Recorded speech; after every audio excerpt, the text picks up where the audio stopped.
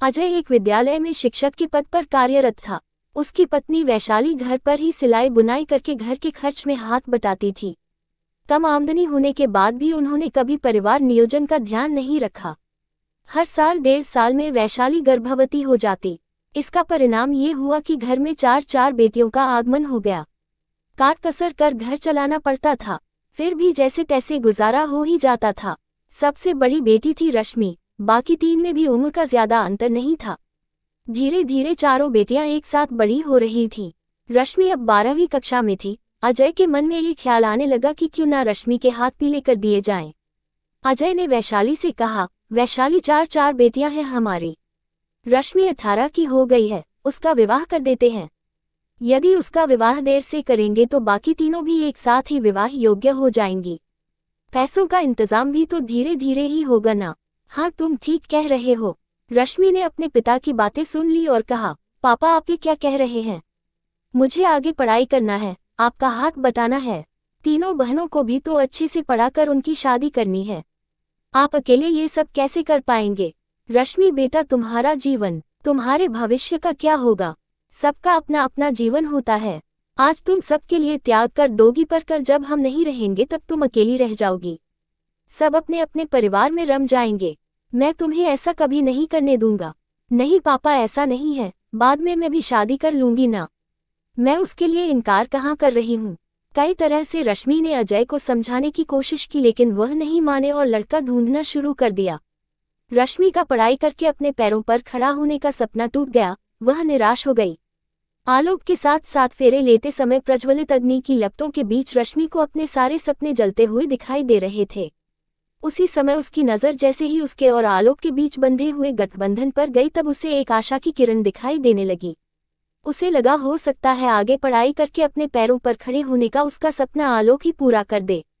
विवाह के कुछ दिन पश्चात एक दिन रश्मि ने आलोक से कहा, आलोक, मेरे पीछे मेरी 3 छोटी बहनें हैं। इसी कारण पापा को मेरी शादी जल्दी करनी पड़ी और मेरी पढ़ाई बीच में ही छूट गई। काश पापा मम्मी ने 2 बच्चों वाला सिद्धांत माना होता तो ये दर्द मुझे नहीं झेलना पड़ता। यदि हम 2 ही होते तो क्या पापा मेरे सपने टूटने देते? मैं चाहती हूँ कि मैं अपनी पढ़ाई पूरी करके नौकरी कर लूँ। कैसी बात कर रही हो रश्मि तुम? अब पढ़ाई करोगी, घर से बाहर जाओगी और घर का पूरा काम माँ करेगी। तुम्हारे सपने पूरे करने में मेरी माँ पिस जाएगी। नहीं रश्मि, यह मुमकिन नहीं है। क्यों मुमकिन नहीं है आलोक? मैं अपनी सारी जवाबदारी निभाऊंगी ना। माँ को बिल्कुल तकलीफ नहीं होने दूंगी। मैं जल्दी उठकर घर का सारा काम निपटा कर फिर जाऊंगी। नहीं रश्मि, यह सब कहने सुनने की बात है। घर के बाहर जाओगी, फिर आकर पढ़ाई भी करोगी। समय तो चाहिए ना इसके लिए। आलोक, तुम इसे मेरा अकेले का सपना क्यों समझ रहे हो? घर में 4 पैसे आएंगे तो हम सभी के ही काम आएंगे। कल हमारे बच्चे होंगे, उन्हें अच्छे से अच्छी शिक्षा देना, उनका सुंदर भविष्य बनाना हमारी ही जिम्मेदारी तो होगी ना। एक बार फिर ठंडे दिमाग से सोचो प्लीज। अच्छा, क्या मैं प्राइवेट? अरे मना किया ना रश्मि, तुम घर संभालो, बच्चों की पढ़ाई की चिंता मत करो, वह मैं देख लूंगा। रात को मैं थका हारा घर आऊंगा और तुम्हारा मन अपनी पढ़ाई में लगा रहेगा। बहुत मिन्नतें करने पर भी आलोक नहीं माना। एक बार फिर रश्मि का सपना टूटकर परिवार की जिम्मेदारी की बलि चढ़ गया। रश्मि अपने सपनों को तिलांजलि देते हुए परिवार में मन लगाने की कोशिश करने लगी। उसके लिए अपने सपनों को यूं टूटता हुआ देखना बहुत मुश्किल था।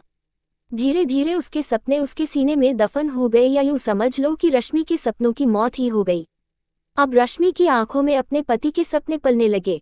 अब वह अपने सपनों में आलोक का प्रमोशन और उसकी तरक्की देखने लगी। समय बीतता गया, लेकिन आलोक का प्रमोशन अब तक ना हो पाया था। उसने प्रमोशन के लिए विभागीय परीक्षा भी दी, लेकिन वह उसमें उत्तीर्ण नहीं हो पाया। रश्मि की सासू माँ रुदाली बहुत ही समझदार और सुलझी हुई महिला थी। उन्होंने रश्मि के दुख को और आने वाले समय में परिवार की जरूरतों को समझते हुए रश्मि से कहा, बेटा, तुम्हारी शादी को 1 वर्ष बीत गया है। तुम चाहो तो पढ़ाई कर सकती हो, हम आलोक को नहीं बताएंगे। रुदाली की बातें सुनकर रश्मि को नया जीवन मिल गया। उसके दिल में जो सपने दफन हो चुके थे, मानो उनमें फिर से जान आ गई। वह रुदाली के गले लग गई और कहा, थैंक यू माँ। रश्मि सुबह जल्दी उठकर काम कर लेती और आलोक के ऑफिस जाने के बाद पढ़ाई भी कर लेती। देखते ही देखते 3 वर्ष बीत गए और रश्मि ग्रेजुएट हो गई।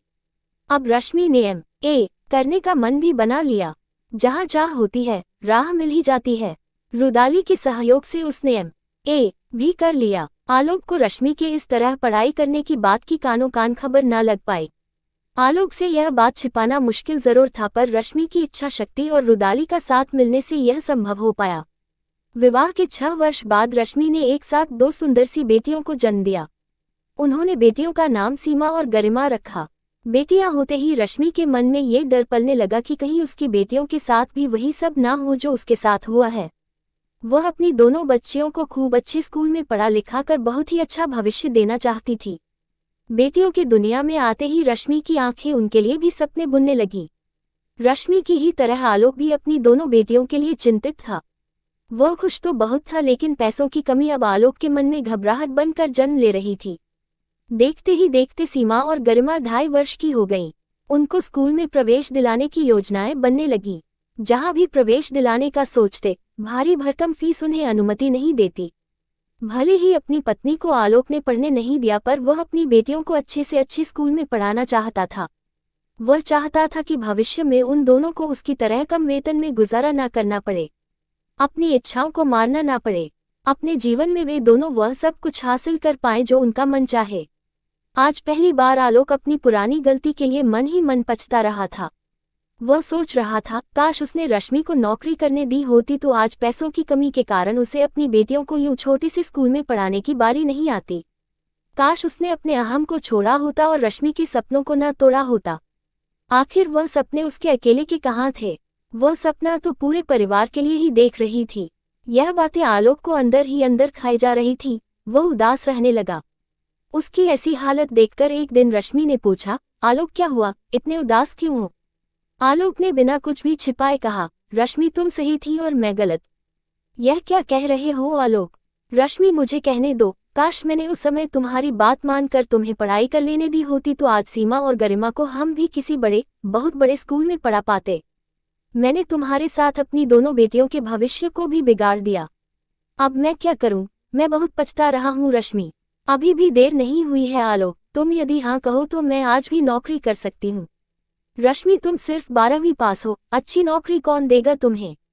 तभी रुदाली भी कमरे में आ गई और उन्होंने कहा, आलोक कौन कहता है कि मेरी बेटी सिर्फ 12वीं पास है?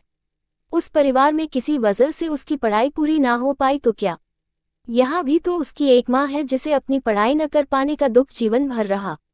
इस महंगाई के दौर में यदि कमाने वाले 4 हाथ हों तभी परिवार सुख सुविधाओं के साथ जीवन यापन कर सकता है। माँ आप ये क्या कह रही हो?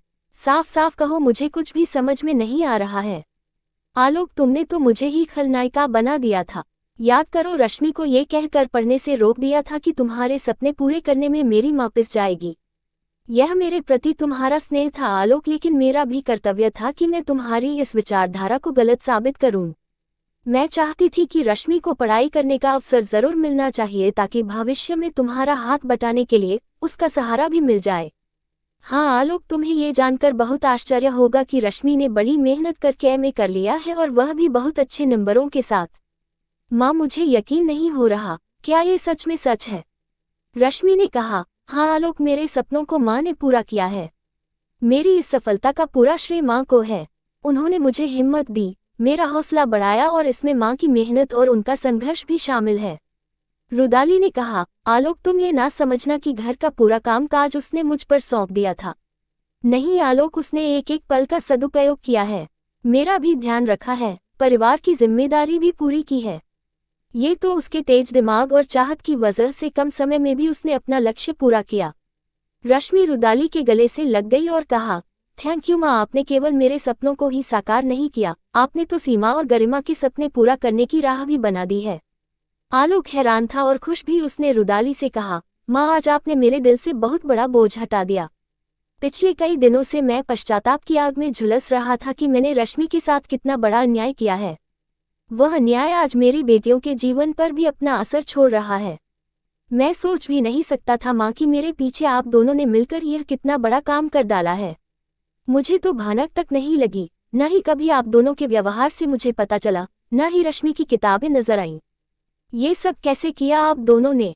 आलोक, हम दोनों जानते थे कि आने वाले समय में एक की कमाई से सब कुछ नहीं मिल सकता, इसीलिए हमने जी जान लगाकर इस काम को अंजाम तक पहुंचाया। आलोक, मैंने पूरे 1 साल तक रश्मि को हर रोज कुढ़ते हुए देखा है। मुझे लगा रश्मि का इरादा पक्का है, उसे सिर्फ किसी के साथ की जरूरत है। मैं खुश हूं कि उसकी साथी मैं बनी।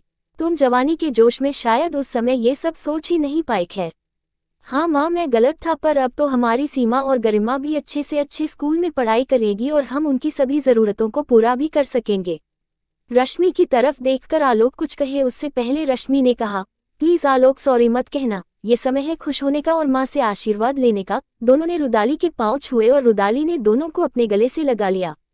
रश्मि सोच रही थी, जिसे रुदाली जैसी माँ मिल जाए उसका सपना अधूरा कैसे रह सकता है। कुछ ही दिनों में रश्मि को कॉलेज में नौकरी मिल गई। फिर हुई एक नई शुरुआत। दोनों बेटियों को जिस स्कूल में वह पढ़ाना चाहते थे वहां उनका प्रवेश करवाया। उनकी सारी जरूरतों को पूरा करने के लिए अब वे सक्षम थे। एक दिन आलोक ने रश्मि से कहा, रश्मि तुम इतनी ज्यादा होशियार हो यार, मुझे तो मालूम ही नहीं था। आलोक, मेरे टूटते सपनों को माँ का साथ मिला, इसीलिए मेरा सपना साकार हो पाया। आलोक ने कहा, सबके लिए अपनी आंखों से सपने देखने वाली मेरी रश्मि के सपने यदि टूट जाते तो हमारे परिवार के सपने भी कभी पूरे नहीं हो पाते। आई लव यू रश्मि, तुमने तो सभी के सपने साकार करने की राह बना दी। आई लव यू टू, कहते हुए रश्मि आलोक की बाहों में समा गई।